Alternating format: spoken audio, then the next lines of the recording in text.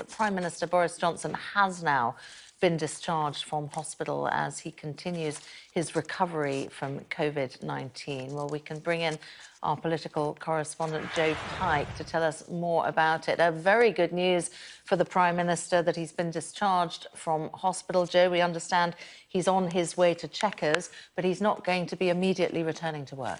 No, this is the full statement from Downing Street in the last few minutes, Sam. The PM has been discharged from hospital to continue his recovery at Chequers. Chequers, of course, the Prime Minister's official country residence. On the advice of his medical team, the PM will not be immediately returning to work. He wishes to thank everybody at St Thomas's for the brilliant care he has received. All of his thoughts are with those affected by this illness. Now, we know the Prime Minister spent 3 nights in intensive care, and that in itself, I think, suggests quite how bad his situation was and his health was at some stage. He clearly has said overnight that he owes his life to the medical staff at St Thomas's, and therefore I think it's very clear he will need quite some time, possibly a number of weeks, to recover. We know that his pregnant fiancée, Carrie Symonds, has also shown symptoms of COVID-19 and has recovered, so we perhaps presume that she will also join the Prime Minister at Chequers to help with his recovery.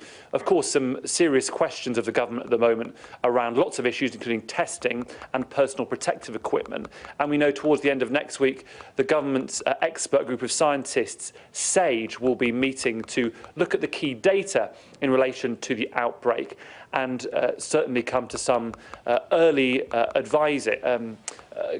produce some early advice for the government on where next. Of course, the government need to make a decision in the next few weeks about what to do with the lockdown, how and if to lift it. It seems unlikely it will be lifted in the immediate week, more likely that it will be extended. But what is the strategy for lifting it at some stage? I think Boris Johnson will want to be at the heart of those decisions, at the heart of those meetings, but that clearly could take some weeks.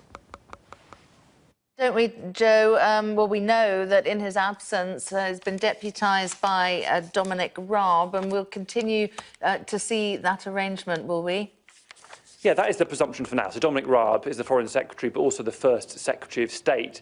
He has been deputising for the Prime Minister. But let's be honest, there haven't been a lot of very big decisions to make in the past week while Boris Johnson has been hospitalised. The machinery of government has continued, and the direction of travel set by Boris Johnson before he became ill was very, very clear. The direction in terms of testing, in terms of PPE, the lockdown measures clearly are already in place. So Dominic Raab, while he has been at the helm, he has been chairing those daily COVID-19 meetings, and he is the most senior cabinet minister now. He has not needed to make any decisions. I think we know Boris Johnson is somebody who's wanted to be in number 10 for his whole life. He knows that his premiership will be judged on his response to the COVID-19 outbreak. I think he will find it very difficult not to be at the forefront of that decision-making. We know, though, that his close advisers, civil servants and